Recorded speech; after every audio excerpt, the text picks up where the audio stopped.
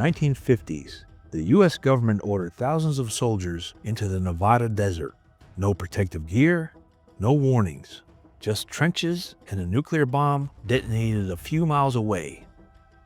And when the fireball cleared, they were told to get up and march towards ground zero. They called it Operation Desert Rock, but it wasn't just a military exercise. It was an experiment on our own men. But what happens when your government treats soldiers like lab rats? And how many lives were lost in the name of Cold War readiness? And why hasn't almost no one heard of this story? Let's try and find out. Hello, I'm Mike Droberg, a Marine Corps veteran and filmmaker, and we will try to answer these questions on today's episode of Forgotten History.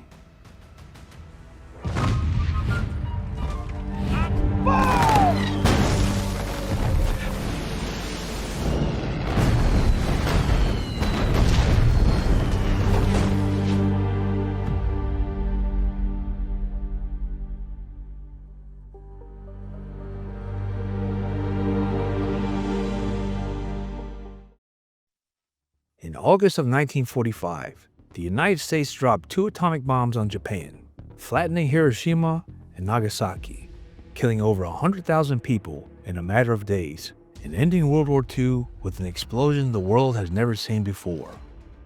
And for a brief moment, America stood alone with nuclear supremacy. But that moment didn't last. Through a vast network of espionage, Soviet spies had infiltrated the Manhattan Project. Key secrets about bomb design, fuel, and timing were smuggled out of American labs and hand-delivered to Stalin. One of the most damaging spies was Klaus Fuchs, a German-born physicist working inside the Manhattan Project. With full access to classified bomb designs, Fuchs secretly passed critical data to the Soviets, including the implosion method used at Nagasaki and early concepts for the hydrogen bomb. His leaks, combined with efforts from Julius and Ethel Rosenberg, who helped transmit information through a network of couriers and contacts, gave Stalin everything he needed to build a bomb, years ahead of schedule. By 1949, the Soviet Union had detonated its first atomic weapon, not because they'd caught up, but because we'd been robbed from the inside. The arms race was on, and suddenly, nukes weren't just weapons, they were policy. The Pentagon began planning for a future where nuclear war wasn't just possible, it was reality. It needed to be survivable. But to prove that, they needed data, from real troops. That's when they launched Operation Desert Rock, a series of nuclear war games in the Nevada desert where thousands of US soldiers were ordered to sit in trenches and watch the bombs drop. No lead shielding, no radiation suits, just your standard issue helmet and a prayer. I wanted to share something with you guys that I've been testing with over the last couple of weeks. Researching history, especially the kind we cover here, takes immense focus. Sometimes I'll spend hours reading declassified documents or testimony, and it's easy to hit that mental wall. You can't force focus, but you can regulate your energy. And lately, I've been doing just that.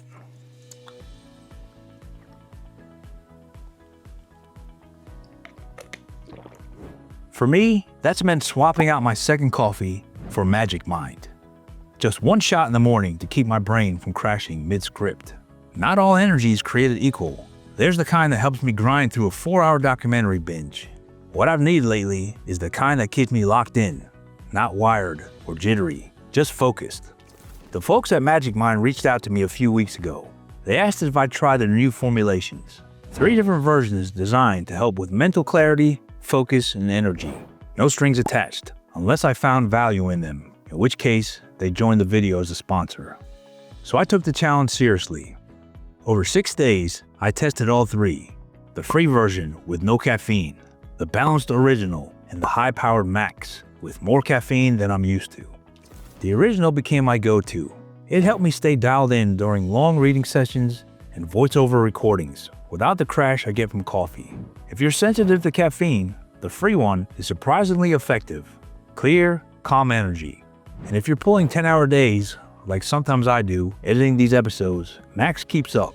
Before this, I'd sit down to write and just spin my wheels, rereading the same paragraph 5 times, trying to force the words out. But for someone like my Aunt Bertha, she's jittery enough without caffeine, but still insists on doing crossword puzzles at 5 a.m. The free one's mellow, but sharp, and sometimes that's all you need to get unstuck. So if you're like me, someone who values mental clarity to dig into deep stories, this might be worth trying. Now, as they're launching, they have a limited offer too. Use the QR code on the screen or the link below that gets you 60% off on your subscription, which is insane. This offer won't be around for long, so I'd really grab it now. I can't recommend it enough if you have a lot of stuff to get done. They also have a 100% money back guarantee. If you don't like it, they refund it 100%, no questions asked, which basically means you're trying it for free and you can cancel the subscription at any time. Check it out while it lasts. They were told it was safe, that it was for national security, that it was necessary. But for many, it became a slow-motion death sentence. From 1951 to 1957, over 18,000 U.S. troops were deployed to the Nevada test site under a single directive: experience nuclear war and survive it. They were told this was training, that in the event of nuclear conflict, soldiers would have to operate in radioactive battlefields. So why not prepare them now? The tests were choreographed down to the minute. Troops were loaded into trucks, driven into the desert, and ordered to dig in, just 2 to 3 miles from ground zero. Some were even closer. They crouched in foxholes, with nothing but a helmet and a poncho, waiting. Some prayed, others cracked jokes. And then,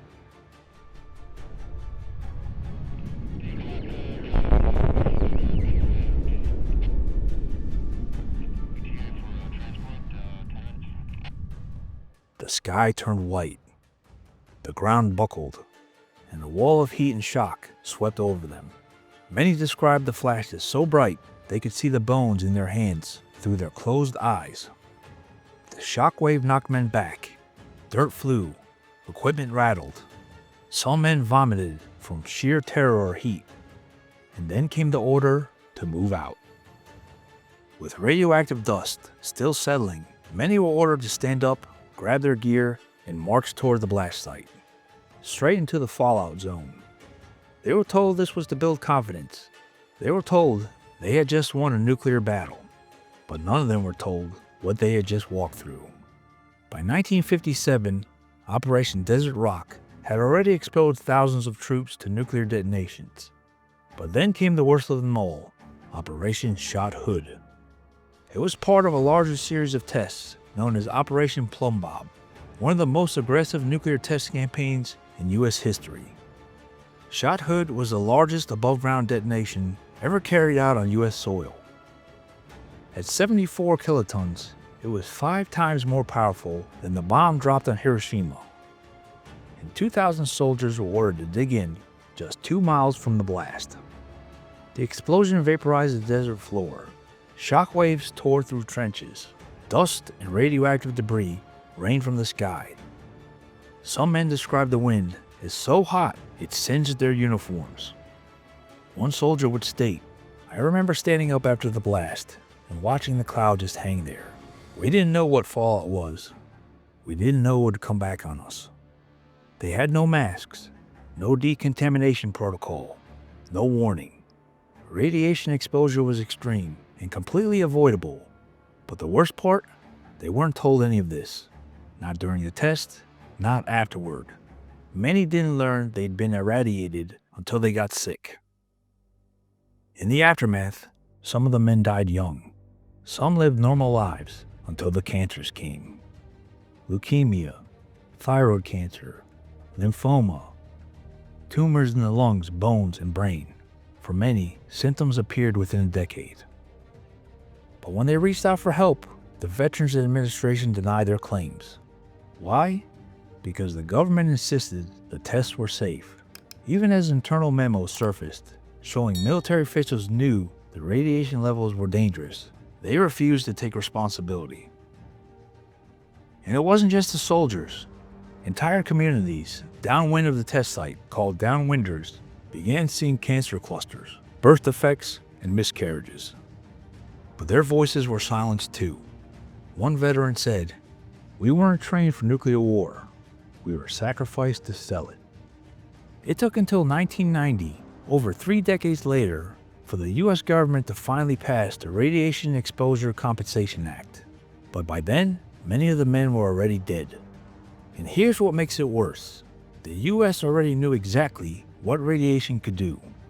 Because in 1947, just 2 years after Hiroshima and Nagasaki, the US launched a massive study of Japanese survivors. It was called the Atomic Bomb Casualty Commission, but it wasn't there to treat victims. It was there to observe them. Survivors, some covered in burns, tumors, and scar tissue, were told they'd receive no treatment, only testing. The goal was to track how radiation slowly destroyed the human body. The US studied them, learned from them. Then we turned around and did it again, this time to our own. So why'd they do it? Why march thousands of American soldiers into nuclear fire after already witnessing the horrors of Hiroshima? Because the data from Japan wasn't enough. It told them what radiation did to civilians, but not what it would do to troops, equipment, or battlefield morale. The Pentagon didn't want to know if radiation was deadly. They already knew that. They wanted to know if a soldier could still fight after the blast. If nuclear war was survivable or winnable. And to answer those questions, they needed real conditions, real bombs, and real people. So they used their own. It wasn't an accident, it was a calculation. They ran the numbers, they weighed the lives, and they decided it's worth it. What the military really wanted to know was if soldiers can function after a nuke drops nearby. Would they panic, freeze, or fight?